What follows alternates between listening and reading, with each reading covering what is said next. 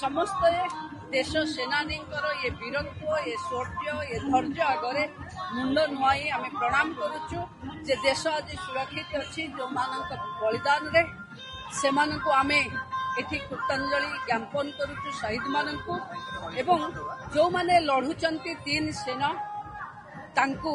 तांकर सम्मानार्थे एवं देशर नेतृत्व नरेंद्र भाई मोदी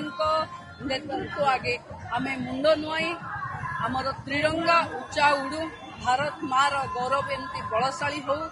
विश्व भारत आज विश्व विजयी होती तेणु ऑपरेशन सिंदूर रे जो दुई झील भूमिका सिंह और सोफिया क्यूरेसी नेतृत्व नहीं ये हूँ आम बदलुवा भारत नुआ नारी शक्ति यही रूप में आम नीलकंठेश्वर दीघाड़ नीलकंठेश्वर मंदिर पर्यंत जीव भावुची एथिरे जो भली संख्यारे महिला माने व्यवसायी माने निज इच्छा आसी समस्त जनसाधारण राष्ट्र प्रेम राष्ट्र धर्म कृतज्ञता जनाऊँ।